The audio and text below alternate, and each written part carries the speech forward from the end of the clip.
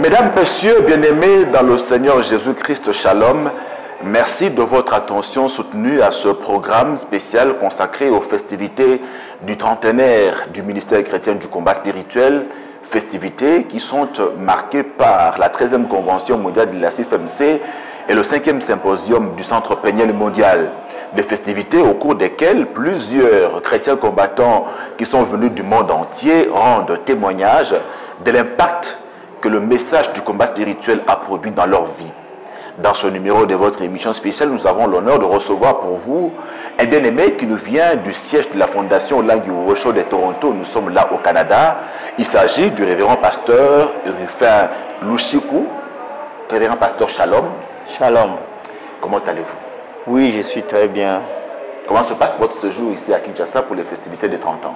Ah, vraiment, nous sommes joyeux, vraiment. Parce que je suis venu avec une délégation de Toronto. Oui.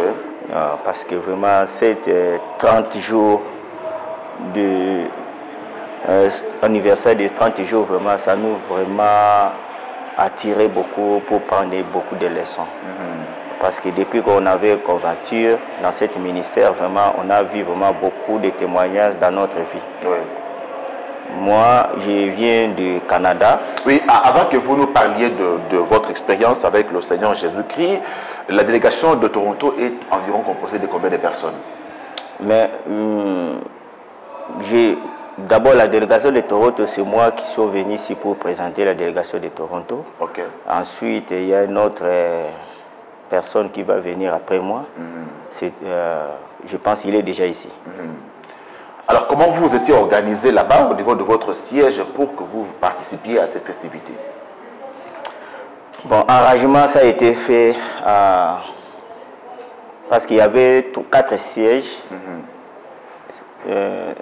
C'était Montréal et... Montréal, Ottawa, Toronto et Toronto. Mais c'est Papa Benoît qui a été organisé de tous ces programmes-là. C'est ça. Alors, vous avez connu le ministère chrétien du combat spirituel à Toronto ou bien ici en Afrique? J'ai commencé le ministère de combat ici en Afrique. Ici, j'ai commencé au Nigeria. Vous êtes pasteur de l'église Le Messager, qui est basé toujours à Toronto. Comment vous rencontrez le Dieu du combat spirituel au Nigeria? Vraiment, c'était vraiment pour moi, c'était une grande exploit parce que j'ai travaillé le ministère de Le Messager, l'église pastorale ici. J'avais commencé le pasteur à le ministère des messagers au Ngaliema. C'est là que j'avais commencé l'église, le ministère pastoral. Alors que quand j'ai arrivé au Nigeria, j'ai rencontré avec le ministère de Maman Olangi. En tout cas, vraiment, c'était grave pour moi. J'ai une grande témoignage. Si je commence le témoignage ici, peut-être ça va prendre même 2 heures. Oui, vous allez nous donner les grandes lignes de ce grand témoignage-là. Alors, vous venez au combat. Vous aviez quel problème? Oui, justement, j'étais venu au combat. Premièrement, j'ai été menacé avec un esprit de mort. Bon, je vais parler un peu de vos origines. Vraiment, mon origine, c'est beaucoup. Il y a beaucoup de choses dedans. Mais en bref, je veux dire seulement que moi, on m'avait condamné avec un esprit de servitude. Je ne peux pas marier. D'abord, ça c'était dans notre famille. Et deuxièmement, j'étais condamné pour la mort. On me cherche partout pour me faire du mal. Parce que j'étais déjà condamné, parce que j'ai brisé les lois. Alors, on a envoyé les gens partout pour chercher la façon qu'on fait... Vous éliminer. Vous avez brisé quelle loi? Parce que chez nous, d'abord, dans notre loi, quand j'étais enfant, j'attendais mes parents me disent, dans ce foyer, personne ne peut progresser, il n'y a pas de progression dans ce foyer. En tout cas, on n'a pas compris pourquoi nous allons seulement rester comme ça, pas de mariage. Alors, dès que j'ai rencontré avec le ministère de combat, j'ai appris beaucoup de choses qui m'a aidé beaucoup. Même quand j'étais au pastoral, Dieu me parlait, mais je ne comprends pas. Alors, qu'est-ce que vous avez appris au combat qui vous a aidé par rapport à ces condamnations-là? Oui, c'est bon. Je vais dire ceci parce que depuis que je suis venu au ministère des combats, j'ai compris maintenant la sorcellerie est consciente, j'ai compris même la sorcellerie. Comment les sorciers agissent dans notre vie, comment nous sommes bloqués, comment notre vie sont manipulées. Et puis, j'ai découvert comment que je suis entré de travailler avec un esprit de servitude dans notre famille. Moi, je ne fais rien. Tout l'argent, je donne la famille, je donne mes frères, mes sœurs. Ça ne vous profite pas, vous, oui, chaque fois, je me lamente. Pitié. Quand j'ai un pantalon, j'ai une chemise, je le donne. Moi-même, je ne reste rien. C'est ça que c'était ma vie. Depuis que j'ai arrivé au ministère des combats, j'ai découvert que c'était un esprit de servitude. On m'utilise. Alors j'ai commencé à prier, prier, prier, prier. Dieu m'a donné la révélation. Il faut sortir, il faut chasser cet esprit de servitude. Alors c'est pas facile pour s'en sortir dans cet esprit. J'ai utilisé, bon, j'avais commencé des prières et des prières, des prières, des prières. Donc gloire à Dieu, avec le ministère des mamans Olang, vraiment, il m'a appris beaucoup de choses sur la sorcellerie, et la sorcellerie est consciente. Et j'ai compris comment les gens là, on nous manipule. Si dans la vie, on t'utilise un esprit humain, tu dors, peut-être tu dors, quand vous dormez, vous voyez toujours, tu te trouves dans votre famille. Dans la maison des parents. Dans la maison des parents. Alors, avant que je ne comprends pas pourquoi il faut que voir, moi j'ai déjà déplacé dans mes familles. Pourquoi chaque fois je me trouve avec mes familles, mes sœurs, mes frères, pourquoi? Alors quand j'ai commencé les enseignements avec d'autres les missionnaires qui étaient au Nigeria, ils nous ont appris, si vous voyez comme ça, c'est ci et c'est ça, il faut d'abord chercher la délivrance. Alors j'ai cherché la délivrance, j'ai cherché la délivrance, j'ai cherché la délivrance, dès que Dieu m'a délivré de cet esprit, maintenant je sens que je suis libre. Parce que je ne parviens même pas à travailler. J'avais beaucoup de difficultés. J'ai travaillé, j'ai commencé à prier, prier, prier, prier, et Dieu a commencé à faire des miracles. Un jour, j'ai été avec... un jour, j'ai sorti, j'ai rencontré, j'ai appris que maman et papa, ils sont venus ici au Nigeria. Alors je suis rentré pour aller te saluer, pour voir sa maman et papa. J'arrivais là-bas, je suis assis à côté de papa. Et papa il commence à me dire que je sens un esprit de mort. Je sens l'odeur de la mort, la mort. Cadavre. Est-ce qu'il y a quelque chose qui est abîmé ici? C'est quoi ça? Pourquoi c'est pire? Alors que papa ne connaissait pas votre témoignage. Il ne connaissait pas. Moi, je suis seulement assis là-bas. Et papa ne me connaissait pas. Il se lève, il met gauche à droite. Je n'ai pas compris. Il sentit cette odeur, vraiment. Il était mal à l'aise. Après, il y a un frère, si je ne peux pas oublier le nom, c'était, on appelle souvent papa Timothée. Il est venu, c'est papa. Il vient me présenter devant papa. Il lui dit, ça c'est papa Ruffin. Il vient de convertir maintenant dans notre siège. Ok. Directement papa me regarde. Il dit, monsieur, toi tu es déjà mort. Dieu m'a parlé, tu es déjà mort. Grâce à Dieu, il t'a gardé pour quelques missions. Alléluia. Mais, gloire à Dieu, tu as raconté avec moi. Je ne te laisserai jamais. Et il m'a touché les mains, prié, prié, prié, prié, prié. Après, il a appelé les missionnaires, papa Richard et l'autre, papa Kazadi. C'était un autre, on appelle le frère Malachi. Il a dit, moi-même, je vais vous donner ce que vous devez faire. Gardez seulement cette frère. Alors, maman Lang est sortie, m'a dit, papa, tout ce que papa a dit, c'est ça que Dieu m'a parlé. Alléluia. Alors, si vous voulez que je raconte avec toi, attendez-moi. Je vais d'abord terminer avec les missionnaires et puis je viens avec toi. Allez, à ce moment-là, j'ai commencé des prières avec les missionnaires. Papa, il m'a encadré, il m'a encadré, il m'a encadré. Et dernière parole m'a dit que moi-même, je vais supporter votre mariage. Ne te dérange pas. Alors que vous aviez la condamnation justement au célibat. C'était en général. Moi, je ne marie pas. Dans notre famille, je ne sais pas. Je ne sais pas. Parce que je viens de découvrir tout ça quand je suis entré dans le ministère des combats. Il paraît-il qu'on m'avait condamné de l'esprit des célibataires. Je ne peux pas marier. C'est pour cela que j'étais comme ça. Quand j'ai commencé le processus de prendre des fiancés ou de tout ça, j'ai commencé avec des prières. J'avais eu un autre combat encore. Mais gloire à Dieu, Dieu m'a fait un grand miracle. Je ne sais pas si je vais continuer avec ça parce que...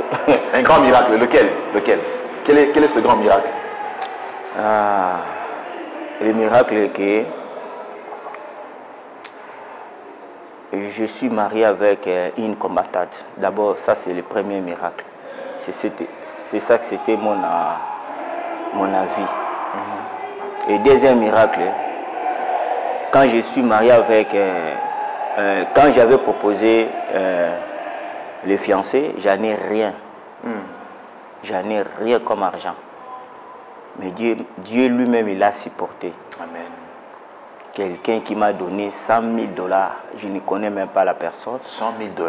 Oui, il a payé les tickets de ma femme. Il a fait venir ma femme au Nigeria.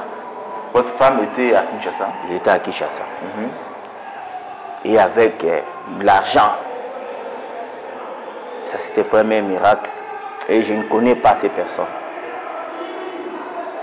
Deuxième miracle, c'est le ministère qui m'a fait marier. Amen. J'ai marié au ministère. Et puis troisième miracle, j'ai remercié Dieu parce que quand ma femme elle est venue avec le fils de mon frère. Oh, moi je ne connais pas. Toujours comme nous sommes condamnés toujours avec un esprit de servitude, moi je vois que quand je prends la fille de mon frère, je vais continuer toujours à aider mes familles. Ok, ça ce n'était pas bien. Je l'ai amenée, je ne savais pas même pas, elle est sorcière. Ah, elle était donc sorcière? Elle était grande sorcière. Elle a opéré dans votre maison? Opéré, ça je vous ai dit que j'ai une grande témoignage, ça ne peut pas terminer maintenant. D'abord, je vais témoigner premièrement, la fille de mon frère, il a combattu sérieusement. Il nous a combattu sérieusement pour les problèmes de mariage. Alors, comment vous avez su qu'elle était sorcière? Parce que ma femme, elle était combattante. Parce que ma femme, quand elle est arrivée, elle a regardé, elle a pris. Elle voit toutefois au salon, elle compte les mains, il fait comme ça. Et puis, quand il fait le caca. Subitement, je pense qu'elle était l'âge de 9, 10 ans. Il fait le caca. Subitement. Alors j'ai demandé à ma femme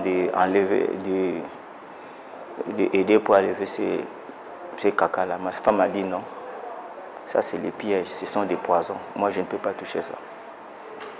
Moi, je n'ai pas compris.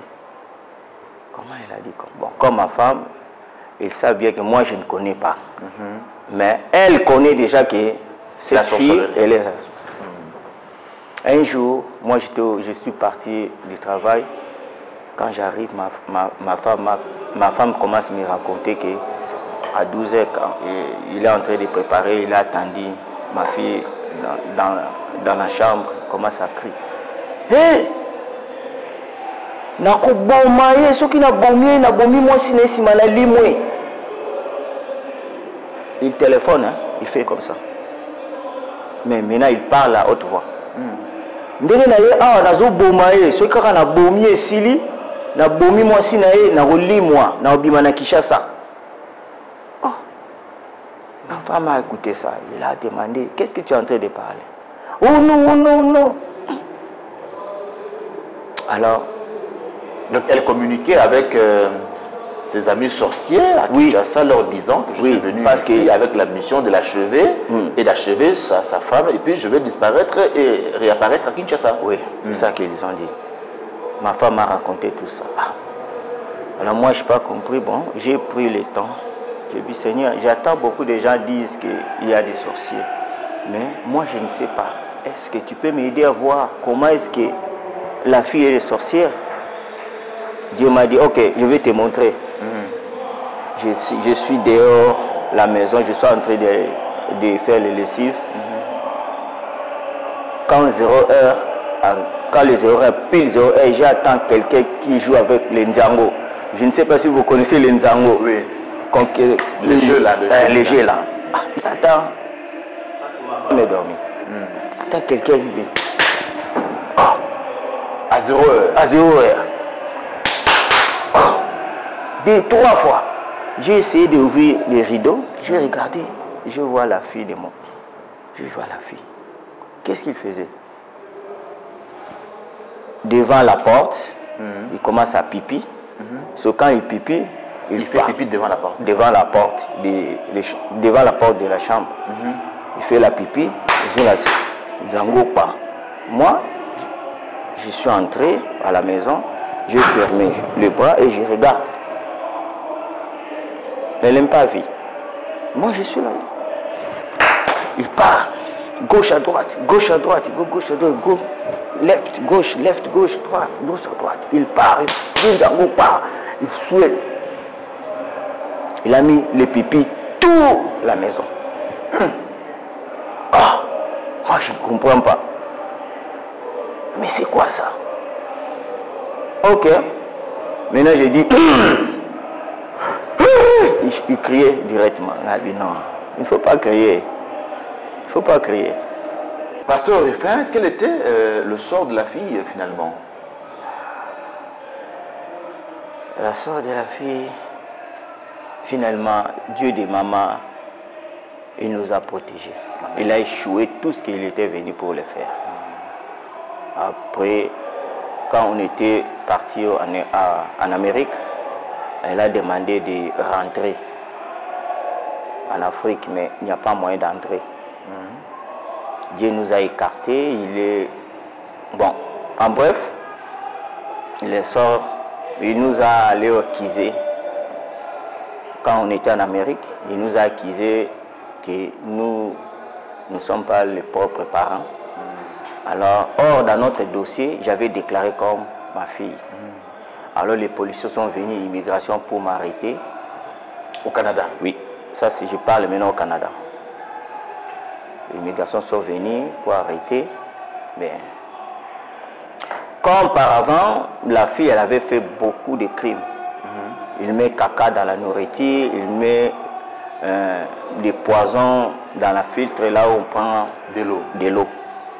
Donc, il y avait beaucoup de témoignages. Alors, les autorités du Canada, parce que j'ai les preuves, j'ai les photos, je les leur donné. Quand ils ont regardé, ils ont décidé que non, cette fille, nous allons vous séparer. Alors, les autorités du Canada, ils ont pris la décision, ils nous ont séparés, nous avec la fille. C'est ça, c'était